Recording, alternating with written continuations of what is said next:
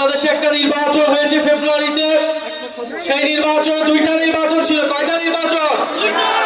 দুইটা নির্বাচন ছিল, গণভোট এবং আপনারা এমপিতে ভোট দিয়েছেন। গণভোটে হ্যাঁ এবং নাতে ভোট ছিল।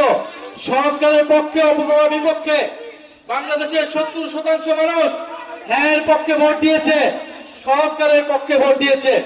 কিন্তু এই সরকার, এই বিএনপি সরকার গণভোট এবং জুলাই সনদকে এখন অস্বীকার করছে, জনগণের সাথে প্রতারণা করছে, জাতির সাথে গাদ্দারি এবং বিশ্বাসঘাতকতা করছে। প্রিয় এলাকাবাসী, আমরা 5টা দাবি নিয়ে এসেছি। এই গণভোটের গণনায় বাস্তবায়ন করতে হবে, যার মাধ্যমে সংস্কার হবে, দেশে পরিবর্তন হবে, যেটা আপনার আমার আকাঙ্ক্ষা ছিল জুলাই গণঅভ্যুত্থানে। যে আকাঙ্ক্ষার কারণে আমরা এই পরিবর্তন দেখার জন্যই শেখ হাসিনার বিরুদ্ধে রাজপথে নেমেছিলাম। দ্বিতীয়ত, আমরা তরুণদের কর্মসংস্থানের দাবি জানিয়েছি।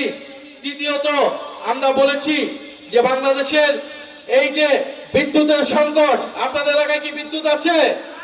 ঘরে ঘরে বিদ্যুৎ আছে? লোডশেডিং হয়, দৈনিক 7 থেকে 8 ঘন্টা করে লোডশেডিং হয়। এই লোডশেডিং সমস্যার সমাধান করতে হবে। এই সরকার কমিটমেন্ট দিয়েছিল, প্রতিশ্রুতি দিয়েছিল তারা বিদ্যুতের সমস্যার সমাধান করবে, কিন্তু এই যে বাজেট দিয়েছে, এই বাজেটে আমরা এমন কিছু দেখি নাই তারা বিদ্যুতের সমস্যার সমাধান করতে হবে। ফলে অবশ্যই ঘরে ঘরে বিদ্যুৎ দিতে হবে এবং দ্রব্যমূল্যের নিয়ন্ত্রণ করতে হবে, মানুষের নিয়ন্ত্রণে অধীন আনতে হবে। এছাড়া দেশে, সারা দেশে আইন শৃঙ্খলার বেহাল দশা। আপনারা জানেন যে কয়েকদিন আগে সংসদে স্বরাষ্ট্রমন্ত্রীকে তার নিজের দলের এমপি বলেছিলেন মাদক কারবারির সূতিকাগার হচ্ছে সেই কক্সবাজার থেকে। স্বরাষ্ট্রমন্ত্রী তার নিজের এলাকায় মাদক বন্ধ করতে পারে না, সে সারা দেশের মাদক কিভাবে বন্ধ করবে? সে সারা দেশের আইন শৃঙ্খলা কিভাবে ঠিক করবে? ফলে এই যে কালীগঞ্জে মাদক কারবারি আছে কি নাই? আছে, প্রত্যেকটা জেলা উপজেলায় মাদক কারবারি দিয়ে ভরপুর হয়েছে। ফলে স্বরাষ্ট্রমন্ত্রীকে বলবো কক্সবাজারে মাদক বন্ধ করুন এবং সারা বাংলাদেশের সকল জায়গায় মাদক কারবারি বন্ধ করুন এবং দেশের আইন শৃঙ্খলা নিশ্চিত করুন।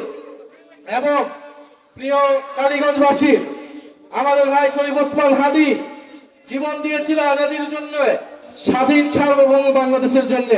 কিন্তু আমরা দেখছি সীমান্তে সাধারণ বাংলাদেশিদেরকে হত্যা করছে বিএসএফ খুনি বাহিনী।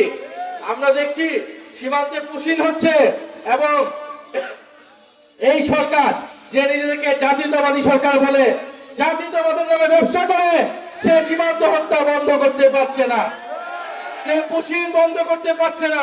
ফলে আমরা বলবো সীমান্ত হত্যা বন্ধ করুন, জাতীয়তাবাদের নামে ব্যবসা বন্ধ করুন এবং বাংলাদেশের সীমান্তকে সুরক্ষা দিন।